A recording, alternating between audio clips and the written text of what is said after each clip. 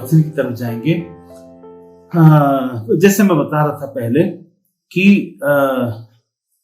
Albert Einstein अगर हमारे सामने आज होता तो कैसे होता।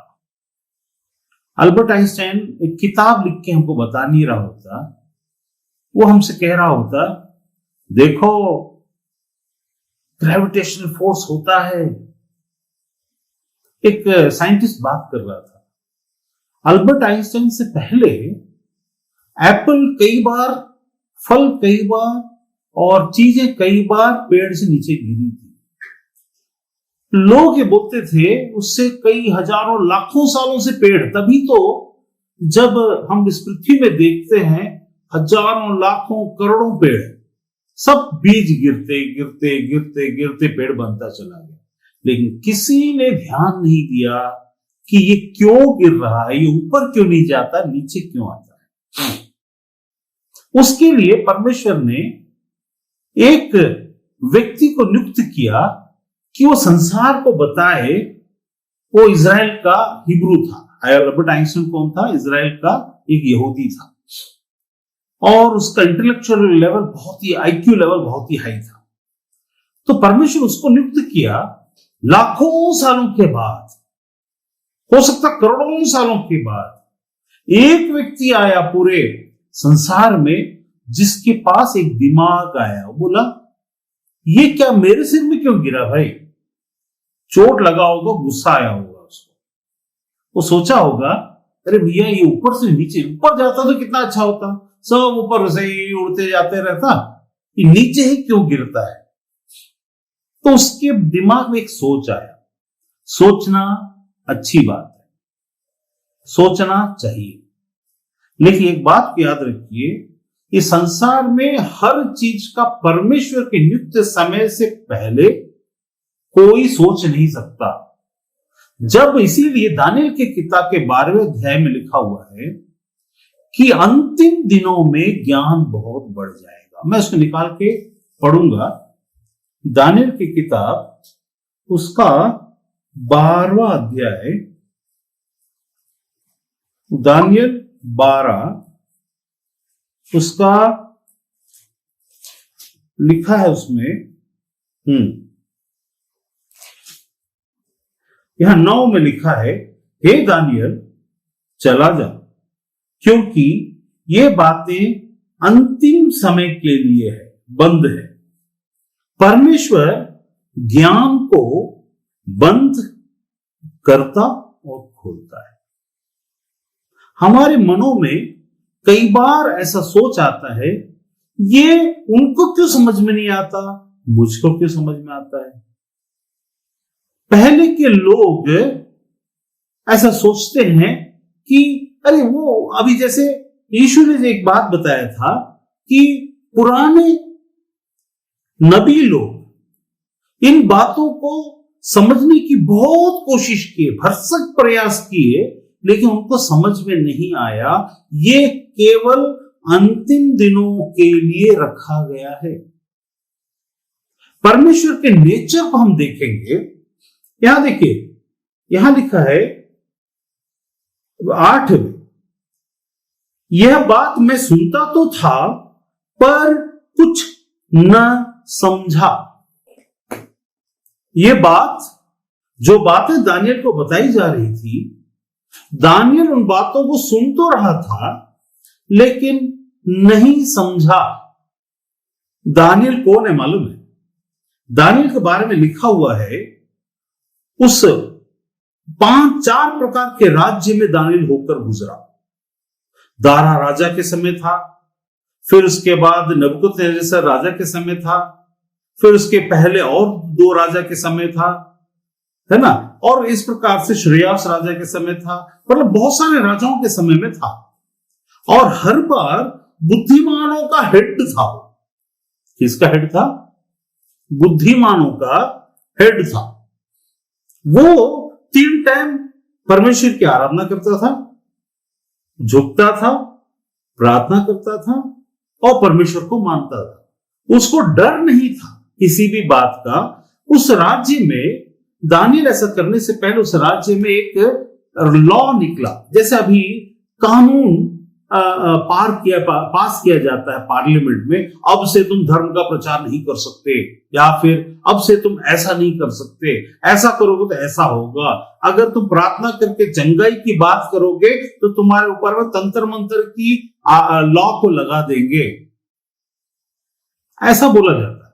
वैसा ही दानियेल के समय में था, उस राजा को छोड़, जो उस देश का राजा था, किसी और को नहीं पूजना है। ये आज की नई बात नहीं है कि परमेश्वर को भजन नहीं करना, आराधना नहीं करना, चर्च नहीं जाना, उसको रोकने वाले आज से हजारों हजारों साल से काम कर रहे हैं। हमको नया समस्या का सामना नहीं कर रहे, हम बहुत ही पुराने।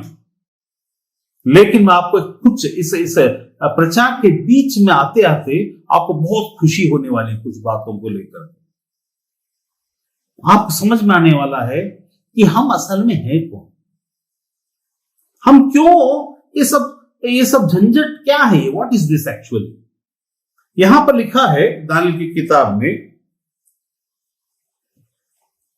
8वें वचन में लिखा है, यह बात मैं सुनता तो था पर कुछ न समझा, तब मैंने कहा, हे मेरे प्रभु, इन बातों का अंत फल क्या होगा।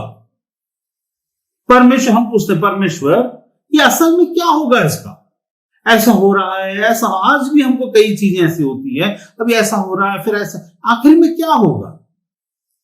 तब परमेश्वर ने उससे कहा, हे दानियेल, चला जा, क्योंकि ये बातें अंत समय के लिए बंद है। ये तुमको नहीं बताया जाएगा दानियेल, तुम ज्योतिषी लोग का हेड हो सकते हो, ज्ञानी लोग के हेड हो सकते हो, तुम खुद बुद्धिमान हो सकते हो, तुम दर्शन देखकर आने वाली बातें, तुम्हारे द्वारा से बोली गई बातें आगे जाके होने वाली हैं, लेकिन इन बातों को मैं तुझे बता रहा हूं, लेकिन इन पर मुहर दी गई है। वहां क्या लिखा है, अंत समय के लिए बंद है और इन पर मुहर दी गई है। बहुत से लोग, उसके बाद आगे जाकर होगा, बहुत से लोग अपने अपने को निर्मल उज्जले करेंगे और स्वच्छ हो जाएंगे, परंतु दुष्ट लोग दुष्टता ही करते रहेंगे। दुष्टों में से कोई ये बात नहीं समझेगा, दुष्टों में से कोई ये बात नहीं समझेगा। सुनेंगे और बताएंगे लेकिन समझेंगे नहीं। सुनेंगे, टीवी से सुनेंगे, यूट्यूब से सुनेंगे, बताएंगे, हाँ हाँ हाँ आपको मालूम है वो कहानी, यीशु ना वो क्रूस पर चढ़ाएगा तो वो ना, अरे वो अपने आप को बचा नहीं सकता, तुमको क्या बचाएगा। अरे बाइबल ना, कैसा है बाइबल, उसका उत्पत्ति की किताब को हम पढ़ेंगे तो 6 दिन में परमेश्वर ने इस सृष्टि को बना दिया। वाह वाह वाह वाह, क्या बात, क्या बात। 6 दिन में परमेश्वर ने सृष्टि बना दिया।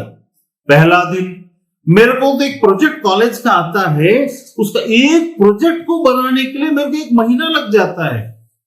ये बाइबल वालों का, इजराइल वालों का, यहूदी वालों का और यीशु को मानने वालों का जो परमेश्वर है, उसके बारे में लिखा है, पहला दिन हो गया, दूसरा दिन हो गया, तीसरा दिन हो गया, चौथा दिन हो गया। ज्यादा पूछो तो पहला वचन और दूसरे वचन के बीच में बहुत सारा गैप है, युगों युगों का गैप है। ऐसा बोलकर टालने की कोशिश करते हैं। ये ईसाई लोगों को कुछ पता नहीं, इनके धर्म में जाकर देखो, इनसे पूछो, तुम्हारा भाई, तुम्हारा जो ग्लोब है, जो अर्थ है, जो तुम्हारे परमेश्वर ने बनाया है, वो 6000 साल पुराना वाला है, बहुत साल पुराना वाला है, कौन सा वाला है? उनके दिमाग में नहीं चढ़ता।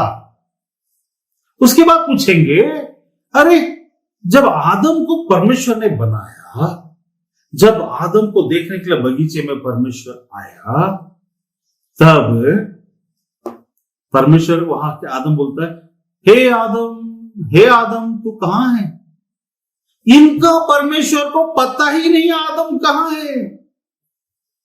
वो ढूंढ रहा है, आदम कहां पर? आदम ढूंढ रहा है।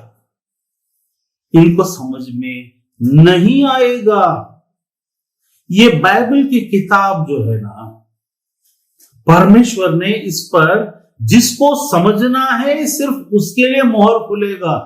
क्या आप लोग कई बार लॉर्ड ऑफ द रिंग्स करके गेम्स है या कुछ और गेम्स है, उसमें क्या है, कुछ चीज हासिल करने के लिए कुछ करना पड़ता है, तो उसको करने के बाद आपको पावर मिलता है। वो पावर मिलने के बाद वो आपके लिए खुलता, दूसरों के लिए नहीं खुलता। फिर आप उस पावर को लेकर आप आगे बढ़ते हैं। ऐसा ही ये एक रिडल बुक भी है। ये सबके सामने तो है, लेकिन सबकी समझ में नहीं आएगा, मेरी भी समझ में नहीं आएगा जब तक परमेश्वर उन बातों को उन समय में ओपन कर दिए। समय ये टाइम बाउंडेड भी है, विल बाउंडेड भी है, लॉ बाउंडेड भी है, परमिशन बाउंडेड भी है, और इसके लिए कुछ क्राइटेरिया से जो पूरे होने हैं। बाइबल बहस का विषय नहीं है। बाइबल से आप बहस करोगे तो आप हारोगे। क्यों मालूम है? क्योंकि परमेश्वर ने आपको पहली जीत दिला दिया। जीतने के बाद आप दौड़ोगे तो आपको कोई इनाम नहीं मिलने वाला है। आप देखो, ओलंपिक के ग्राउंड में जाओ, आप बहुत अच्छे दावक हो, ठीक है, रेस में आपको जाना है, आपको दौड़ना है और जीतना है।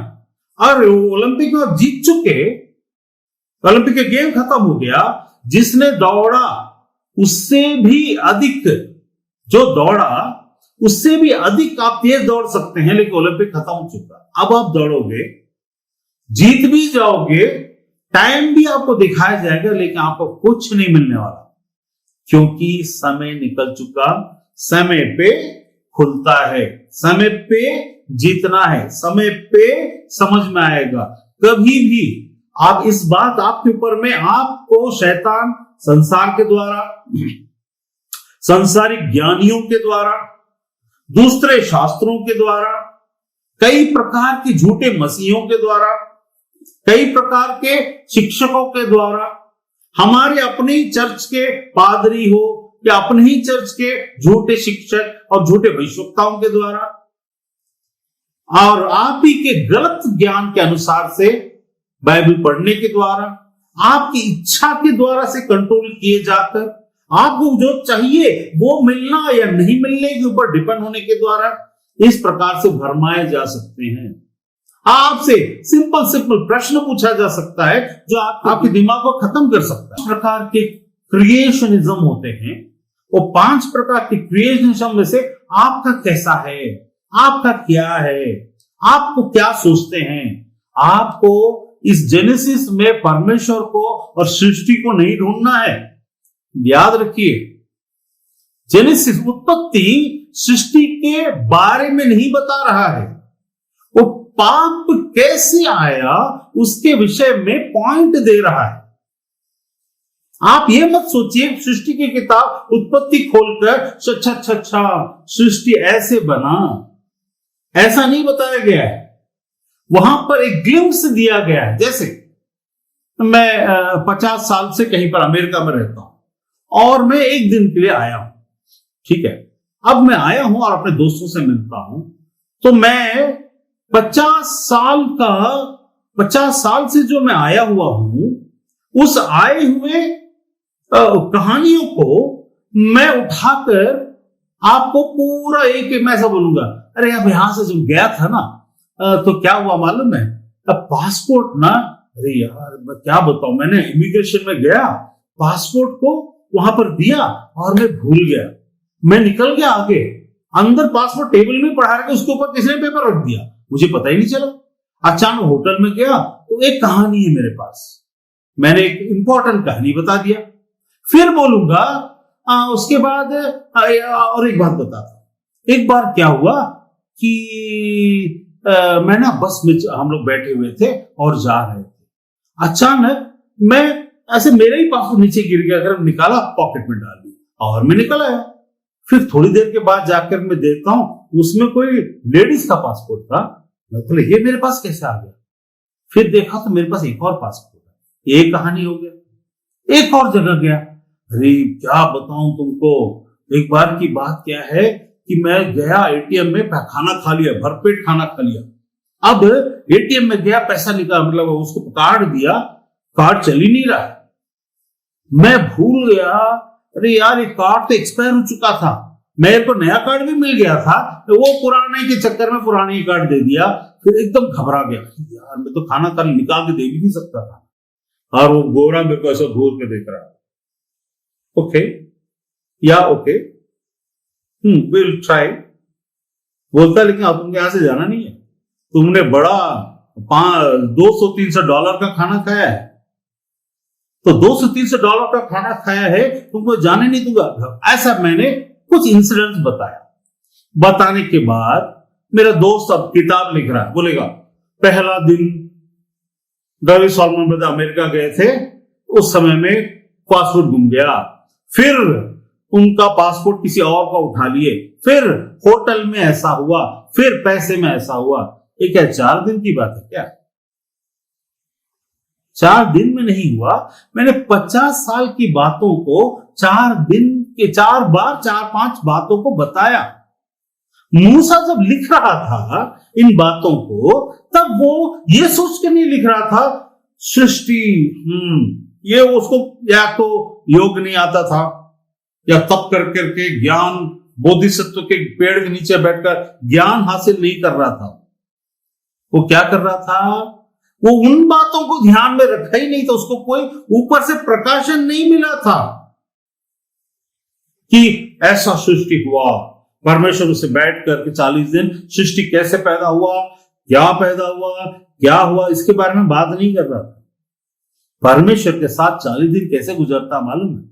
आपको एक उदाहरण बताता। एक बार जब शुरुआत में 1998 की बात है, तब मैं एक कमरे में प्रार्थना करने के लिए गया सुबह 10 बजे। जब मैं बाहर निकला तो करीब 5:30-6 बजा हुआ था। मुझे ऐसा लगा कि मतलब अभी 15-20 मिनट ही हुआ है। परमेश्वर के साथ की उपस्थिति में टाइम के, कभी कभी हम लोग अब मन के मिले हुए लोग, अरे ब्रदर अब सवेरे से, मेरे साथ हमेशा ऐसा होता है, मैं किसी के घर जाता हूं, बैठ के बात करता हूं, शाम को रात को 2 कब बज जाएगा किसी को पता, किसी नींद ही नहीं आएगा, बैठ के ही आहा ही ये है वो पूरा अ से लेके आहा तक का पूरा निकलेगा। बात करते करते टाइम कैसे चले जाता है पता नहीं चलेगा। परमेश्वर के पास मूसा गया था, 1 सेकंड या 2 उसकी नजर में उसका जो वहां हुआ वो 1 सेकंड, मतलब परमेश्वर के लिए एक दिन अगर 1000 साल के बराबर है, तो 40 दिन कितने बराबर होगा? 4 सेकंड भी नहीं होगा। मूसा ने परमेश्वर को सिर्फ 4 सेकंड देख कर गया। जब 4 सेकंड देख कर गया, 4 सेकंड में कितना जाना होगा परमेश्वर को, कितना लेके आया होगा? उसने जो हमको लिखकर बताया, गनीमत है कि उसने उत्पत्ति में हमें कुछ बातों को जिक्र किया। सब कुछ बताने की कोशिश सिर्फ 37 वर्सेस के अंदर में बताने की सृष्टि को कोशिश की। बताइए, लाखों साल की, करोड़ों साल की सृष्टि को कैसे बताया जा सकता है? इसको आप क्या साइंटिफिकली प्रूव करोगे? मैं अभी आगे बताऊंगा कैसे होता है काम। परमेश्वर ने हर चीज के अंदर में एक सीक्रेट रखा हुआ है। अब आपका पहला प्रश्न कि कोई आपसे यह पूछता है या आपके अंदर में संदेह होता है, अरे ये सच है यार, ये जो उत्पत्ति की किताब पढ़ता हूं, पहला दिन में ऐसा हो गया, दूसरा दिन में ऐसा हो गया, इतना बड़ा सूरज एक दिन में बन गया, इतना सब एक दिन में बन गया। हाँ, एक दिन में बना, लेकिन तुमको पता नहीं उस समय में या वो जो काल था, वो काल में एक दिन कितने का होगा तुमको पता है? उस समय परमेश्वर का दिन, परमेश्वर ने अपने लिए क्या युक्त रखा होगा पता है? वो मालिक है, वो समय का मालिक है, समय उसके अधीन है, वो समय के अधीन नहीं है। तो परमेश्वर को इन समयों में जो उत्पत्ति की किताब में लिखा हुआ है तोलने की कोशिश मत करो, क्योंकि तुम्हारे लिए ये कुछ और है, मूसा के लिए कुछ और है, मेरे लिए कुछ और है, आपके लिए कुछ और है। तो आप परमेश्वर को बाइबल से तौलने की कोशिश मत करो, क्योंकि बाइबल से परमेश्वर को तौला नहीं जाता। परमेश्वर की जानकारी थोड़ा सा, एक बूंद की जानकारी हमको मिलती है, इतना ही गनीमत है कि पाप कैसे आया, इसको जल्दी जल्दी जल्दी जल्दी बताया। 3 चैप्टर के अंदर परमेश्वर ने एक चीज बताई। उत्पत्ति के बारे में 3 चैप्टर लिखा हुआ है, 2 चैप्टर, तीसरा में खत्म हो गया उत्पत्ति। लेकिन भविष्यवक्ताओं के बारे में इतना सारा लिखा हुआ, क्यों? क्योंकि परमेश्वर की नजर में उत्पत्ति इंपॉर्टेंट नहीं था, यीशु का आना इंपॉर्टेंट था। परमेश्वर की बात ही इंपॉर्टेंट थी। परमेश्वर ने वहां इस बात को प्राथमिकता दी। तुम्हारी प्राथमिकता कुछ और हो सकती है। तुमको बाल की खाल निकालकर तुम्हारे पास सिर्फ 100 साल ही जीना है संसार में। कुछ भी उखाड़ो, कुछ भी दबाओ, कुछ भी गाड़ो, कुछ भी निकालो, तुम्हारे पास और कोई काम नहीं है। हम लोग क्या सोचते हैं मालूम? स्पेशली हम भारत में रहने के कारण हमको लगता है कि पूरी दुनिया हिंदुइज्म को ऐसा दबाने की कोशिश कर रही है, निकाल के। अब मैं आपसे एक बात पूछता हूं, चाहे वो भारत बाहर वाले हो, चाहे भारत वाले हो, चाहे कोई भी हो, एक बात पूछता हूं, सब के सब पूरे भारतवासी क्रिश्चियन बन गए। अभी जो बने हैं उनका अमेरिका क्या कुछ पैसा देता है क्या? कितने ईसाई यहां जो बैठे हुए हैं, अमेरिका से कितना पैसा मिला तुमको? आपको मालूम है? फेसबुक का ये चेयरमैन, सीईओ हो, या व्हाट्सएप का हो, या गूगल का हो, सबके सब हिंदू हैं, कोई क्रिश्चियन नहीं है। पिच्चई को बुलाओ, जिसको 4 करोड़ का साल महीने का तनख्वाह है, वो हिंदू है। उसने अमेरिका वाले क्रिश्चियन बनाकर मैं इनको अपने तरफ खींच लूंगा। किसको खींच रहा है भाई? किसी एक आदमी को भी $1 भी मिला? ब्रिटिश वाले ने सबको यीशु के बारे में बताने के लिए चर्च खोला, ये खोला, वो खोला बोलते हो, किसी को $1 मिला है?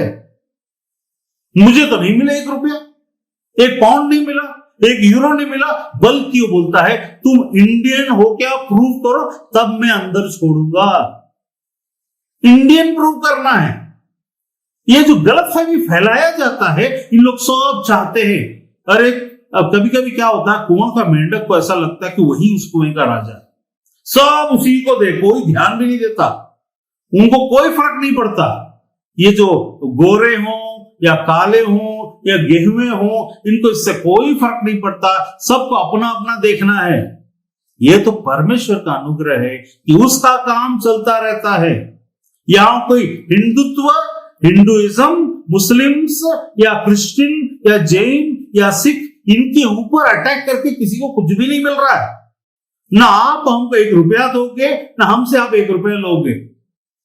हम भी तभी पेमेंट देते हैं, उसमें भी हम रोक देते हैं कई बार। मेरे पास बहुत सारे क्रिश्चियन लोग काम करते हैं, सबको मैं उठा उठा कर दे रहा हूं क्या? ओ वाह, तुम काम करोगे तो मिलेगा, नहीं तो नमस्ते भैया। तो इसका मतलब ये हुआ कि इसके द्वारा से किसी को परिवर्तन करके हमको मॉनिटरी देश को पूरा, कौन सा क्रिश्चियन देश वाला आकर के आतंकवादी हमला करने की कोशिश कर रहा है? नहीं कर रहा है। यहां किसको युद्ध करवाना? हम सब मिलकर, कितने लोगों ने अमेरिका के लिए प्रार्थना की है, अरे प्रभु अमेरिका को।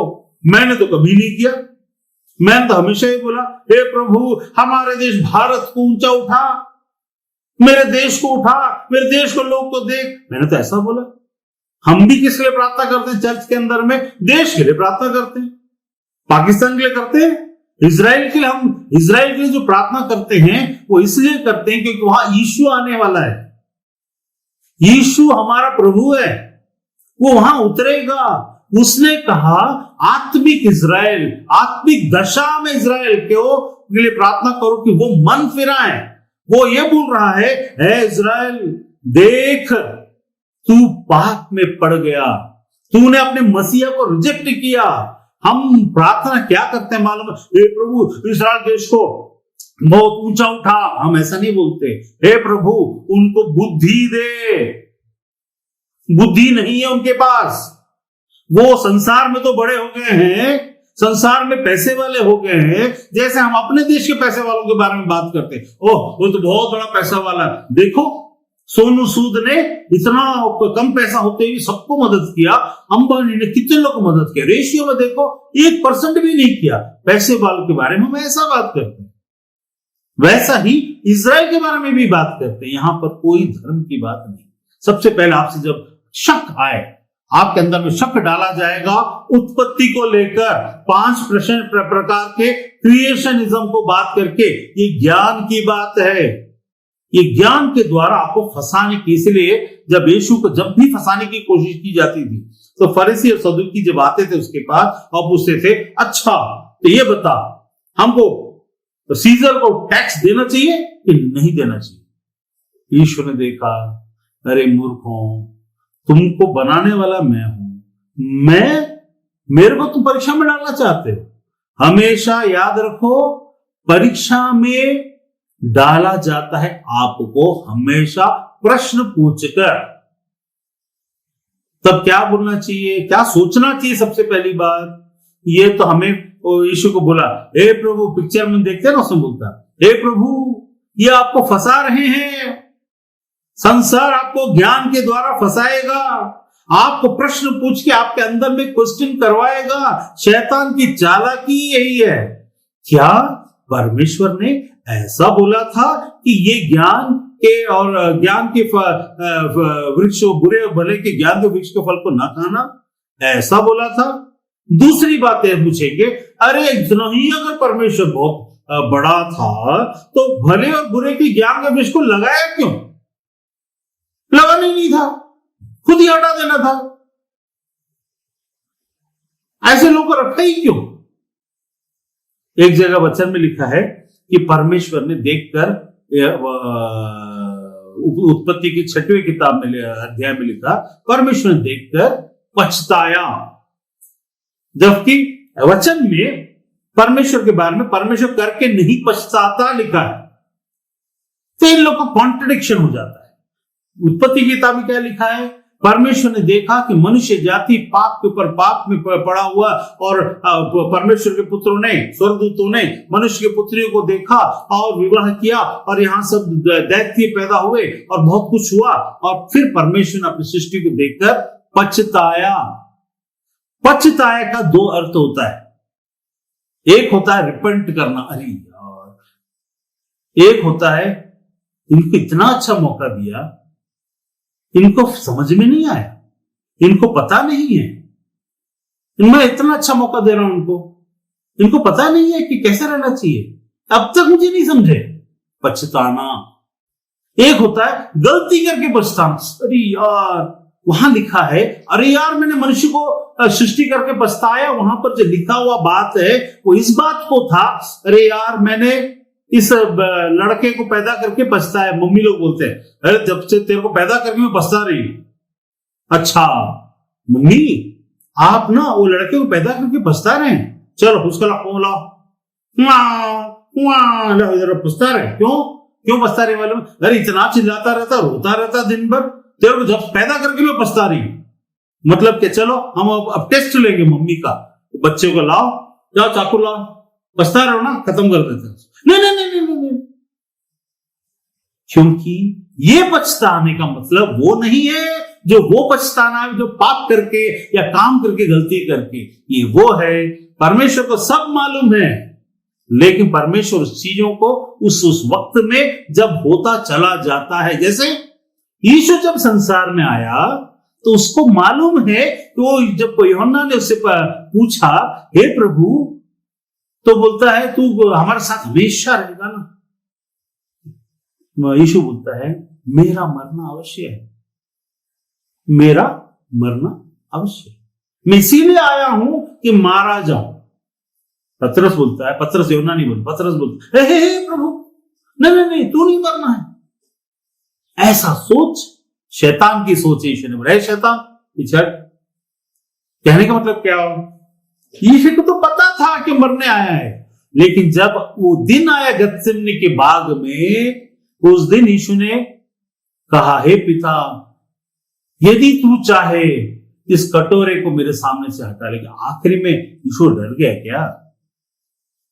ये प्रकृति है, ये काम करने का तरीका है। हम किसी घर में, सुनो कैसे होता है, एक अंकल है, उनको कैंसर हो गया। अब कैंसर हो गया, मेरे को पता है 1 साल से कैंसर, फिर मेरे को पता है वो मरने वाला है, बहुत सीरियस है। आज जाएंगे, कल जाएंगे, 1 महीने के बाद जाएंगे, लेकिन जाने वाले हैं। अब मैं अपने मन में सोचूंगा, कभी ना कभी जाने, उनके घर आप लोग मन में तैयार रहिए, है ना, वो जाने वाले हैं। हाँ, जैसे ही वो दिन आता है, जिस दिन वो चले जाते हैं, कितने लोगों ने पटाखा भाई, हाँ चले गए, मजा आएगा, अब चलेगा, ऐसा बोलते हैं। चले गए। मैं, अरे यार, चले गए क्या? अरे तुमको पता नहीं था मरने वाला, 1 साल से मर रहे हैं वो, आज मरने वाला तुमको पता है। वो एक रिएक्शन है, वो एक तरीका है, वो प्रकट करने का मानवीय दृष्टिकोण है। उस समय में मर गए, हेलो, हाँ, और 1 साल से परेशान थे ना, मर गए ना, हाँ चलो अच्छा है, बढ़िया। ऐसा कौन बोलता भाई? यीशु के पास जब चीजें आई, वो मरने वाला है पता था, लेकिन जब चीजें आई वो बोलता है, हे पिता। उसके पीछे में कई रहस्य हैं, हम बाद में देखेंगे, लेकिन मेरा जो मेन मकसद है, परमेश्वर पछताया, मनुष्य को बनाकर पछताया। अरे यार, मैंने इतनी बड़ी गलती कैसे कर दी, मैंने मनुष्य को क्यों बनाया? ऐसा नहीं बोल रहा हूं, अरे मेरे को पता होता तो मैं नहीं बनाता, ऐसा नहीं बोल रहा। वो एक प्रक्रिया है, वो मूसा हमें बता रहा है अपने दिमाग के अनुसार से, उसको जो समझ में आए, क्योंकि शब्दों में परमेश्वर के हर भावना को व्यक्त नहीं की जा सकती, इसीलिए कुछ चीजें लिटरल लेने की है, कुछ चीजें लिटरल लेने की नहीं है। जैसे कोई आदमी आपके पास आता है और आपको बोलता है, भैया मैं बहुत दूर से आया हूं, मेरे को आप 200 रुपए दे दीजिए। आप बहुत दूर से आया है, उसके होंठों को देखते हैं सूखा हुआ है, पैरों को देखते हैं गंदा है, उसका बाल देखते हैं सब फैला हुआ है, कपड़े गंदे हैं, बहुत दूर से आया है, वो थका हुआ लग रहा है, पसीना पसीना निकल रहा है, दाढ़ी बड़ा हुआ है, और आपसे 200 रुपए मांगने आया है। जब आता है आप बोलेंगे, हाँ ठीक आ जाओ, आप उसको सिर्फ 200 रुपए देकर भेजेंगे नहीं, आप क्या बोलेंगे? बैठ जाओ। अरे तुम बैठो तो सही। नहीं सर, अब 200 रुपए, हाँ दूंगा, चिंता मत करो, बैठो। हाँ थोड़ा सा खाने को तो दो, उसको पानी पिलाओ पहले, फिर खाने को दो उसको कुछ। भाई आराम कर, 200 नहीं तो 300 ले जा, ठीक है, लेकिन चिंता मत करना। हमने क्या क्या किया, हम इतने बुरे होकर इन चीजों को समझ कर, है ना, हो सकता है मैंने बहुत पैसा लूटा हो, तो भी एक इंसान इस हालत में देखने के बाद मेरे मुंह से ये बातें निकलेंगी या आपके मुंह से निकलेंगी, और आप सोचोगे बेचारा कुछ खाने के लिए दे देते हैं, लो भैया इसको तुम खा लो। हम सिर्फ 200 रुपए मांगा यार, 200 रुपए लो और चलो, ऐसा नहीं बोलते। जितनी समझ हम रखते हैं वैसा ही मनुष्य होने के नाते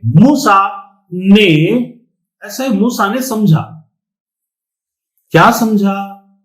परमेश्वर की बातें क्या होती हैं, परमेश्वर कैसा होता है, परमेश्वर कैसा काम करता है, परमेश्वर ने जो बातें वहां पर दिखाई वो क्या थी, वो किस तरह से काम करती है। मूसा ने जो बात को समझा उसको लिखा, उसकी समझ के। अब मैं आपको बताता हूं, दानियल की किताब में लिखा है, ये प्रूव करता है इन कुछ बातों को, याद रखिएगा। दानियल की किताब में लिखा है, चला जा क्योंकि ये बातें अंत समय के लिए बंद हैं और इन पर मुहर दी गई है। दानियल इतना बुद्धिमान व्यक्ति जो आखिरी में आया, उसके लिए अंडरस्टैंडिंग को बंद किया गया है, तो मूसा का अंडरस्टैंड कितना खोल के रखा गया होगा। मूसा तो कई हजारों साल पहले था, दानियल में और मूसा में कम से कम 4000 साल का अंतर, 3000 साल का अंतर था। तो कहने का मतलब क्या, मतलब उसको लिटरली मत ले लीजिए कल को, अरे ब्रदर आपने बोला नहीं नहीं नहीं नहीं वो 1500। तो मैं एक अंदाज बता रहा कि काफी सालों का अंतर था। अब उतने सालों के अंतर में मूसा की बातें कितनी उसको समझ में आई होंगी, क्योंकि दानियल से ही छिपा के रखा गया है, तो मूसा से और कितना छिपा के रखा गया होगा। परमेश्वर ने, ये स्पष्ट हो जाता है इससे कि परमेश्वर ने पुराने भविष्यवक्ताओं में से सबको समझ नहीं दिया था। उनको सिर्फ बोलने का अधिकार था, देखकर बोलना, समझना तुम्हारा काम नहीं। बात की बात है, मैं पास्टर संजीव सैमुअल के साथ एसआर मनोहर के ऑफिस में गया था। ब्रदर एसआर मनोहर है, जो पास्टर एसआर मनोहर, उनके ऑफिस में गया था बैंगलोर, कई साल पहले की बात। तो मैं ऑफिस रूम में, ऐसा ऑफिस रूम का अंदर में है, तो बाहर में बैठा हुआ था। तो थोड़ी देर के बाद कोई आए थे, ब्रदर निकलने के बाद एसआर मनोहर बोले आप लोग आ जाइए। तो तब तक, जब तक कि वो नहीं किया, मतलब जब तक वहां तक कोई कुछ भी मेरे ऊपर में कुछ भी बात नहीं आया। जब वो सोफा से उठकर सीधा जाना था, राइट मुड़ना था, ऑफिस था, ऐसा मनोहर ब्रदर बैठे हुए थे। तो वो रास्ते में ऐसे जाते समय परमेश्वर ने कहा, परमेश्वर की आत्मा ने कहा, तो सुनिए, मेरे दास से मिलने जा रहा है, उससे एक बात कहना। तो मैंने बोला अब हम चल रहे हैं, ब्रदर सामने जा रहे हैं, मैं पीछे जा रहा हूं और मैं चलते हुए जा रहा हूं, चल रहे हैं। तो मैंने कहा अच्छा, और मैं जाके बैठा, एकदम स्पष्ट आवाज है। तो ब्रदर बात कर रहे थे, वो मेरे को नाम से नहीं जानते थे उस समय, तो बात कर रहे थे ऐसा है वैसा। मैं बोला, मैं कुछ भी बात नहीं किया, एक ही बात बोला, परमेश्वर आत्मा ने मुझसे आपको कहने के एक शब्द कहा, एक लाइन कहा है, ऐसा करके। The fig tree is bearing coconut fruit, sow the coconut fruit so that you may have fig fruit. इतना बोला है। बोले हाँ ब्रदर, फिर से बोलिए। The fig tree is bearing coconut fruit, sow the coconut fruit so that it may have fig fruit. बोलकर चला गया। हो गया, हम लोग का मीटिंग हो गया और मैं निकल गया। मैं हैदराबाद फ्लाइट में जाकर, वहां एक मीटिंग था, वहां तो 2-3 घंटे में पहुंच गए। शाम को संजीव ब्रदर का फोन आया, उन्होंने कहा ब्रदर ऐसा मनो आपसे बात करना चाहते हैं। आपने उनको अपना नाम तक नहीं बताया। हाँ नहीं बताया। मैं यूजुअली अपना नाम वगैरह किसी को, यूजुअली जब तक ना हो, जरूरत ना, नहीं बताया। तो फिर बोले कि क्या बात कर, नहीं वो बोले कि वो जो आए थे, इस शब्द को, इसके बारे में मैं बहुत बेचैन हो रहा हूं, वो क्या बताएं, इसका अर्थ क्या है। परमेश्वर ने क्या बताया था मालूम है? ये मैं तुझे बताने के लिए कह रहा हूं, समझाने के लिए नहीं कह रहा हूं, क्योंकि इसका अर्थ मैं उससे बात करूंगा, तुम नहीं।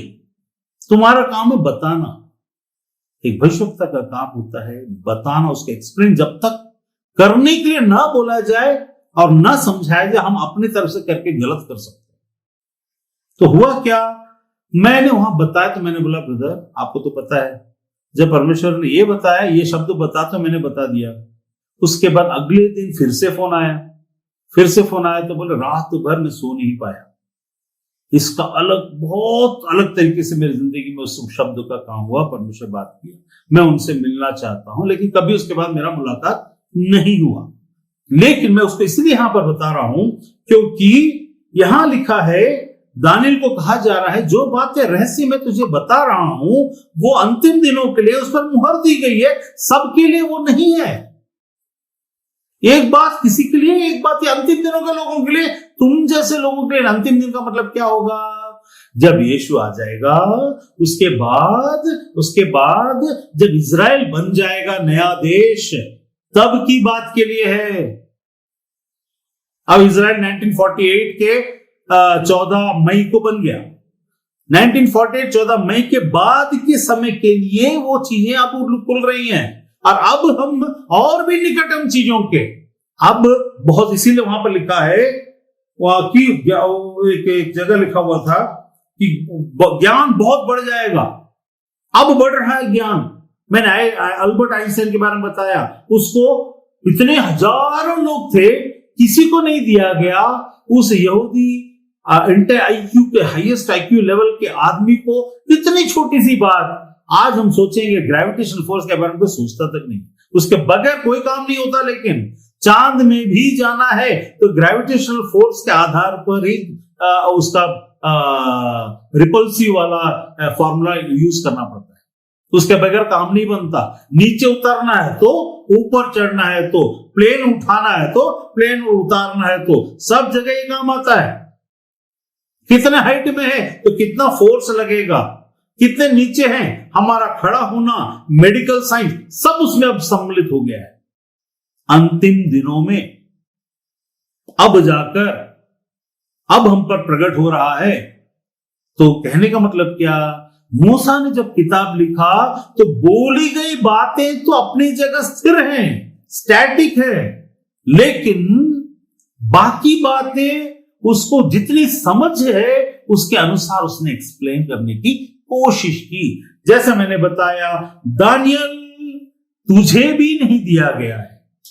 तो आगे मैं उसको पढ़ूंगा, उसमें लिखा है इन पर मुहर दी गई है। परमेश्वर जिसको मुहर लगा देता उसको कोई खोल नहीं सकता। बहुत से लोग, कितने लोग, लिखा 10वें पद में, दानियल 12 का 10 में लिखा बहुत से लोग तो, ऐसा लिखा, बहुत से लोग तो अपने अपने को निर्मल और उज्जवल करेंगे और स्वच्छ हो जाएंगे, परंतु दुष्ट लोग दुष्टता करते ही रहेंगे और दुष्टों में से कोई इन बातों को ना समझेगा, परंतु बुद्धिमान हैं वे ही समझेंगे। लेकिन कौन बुद्धिमान है वही समझेंगे जिनको पासवर्ड दिया जाता है, जिनको पास कोड दिया जाता है। देखो, अधोलोकी और मृत्यु की कीवर्ड, पासवर्ड, कुंजी, चाबी मुझे दी गई है। किसने बोला? यीशु ने। ये उन पर प्रकट होगा, वही वो बुद्धिमान बनेंगे। हम वास्तव में मूर्ख थे, संसार की नजर में वास्तव में हम मूर्ख थे।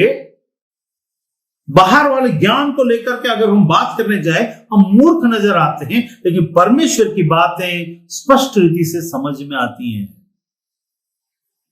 हम इसीलिए मैं जो बातों को आपको बता रहा हूं उसमें इसलिए बताने की कोशिश कर रहे हैं दानियल के बारे में। जब दानियल जैसा व्यक्ति जो अंतिम दिनों के बारे में, दानियल के साथ तो आप पढ़ेंगे यीशु के बारे में, और उसके पहले का, यहां तक यीशु ने भी बोला दानियल की भविष्यवाणी का पूरा होना अवश्य है।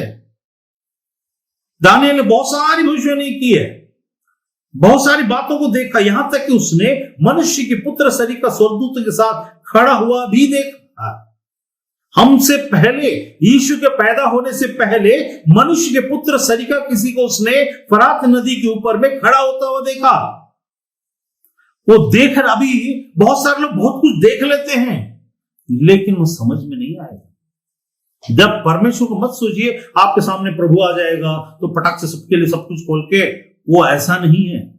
ये राज्य की बातें हैं और रहस्य की बातें हैं।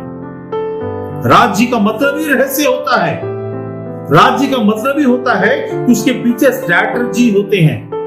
ये परमेश्वर के राज्य और परमेश्वर के राज्य और स्वर्ग राज्य की बातें हैं, और उसके लिए जो चुनाव होता है वो क्या है और कैसा है।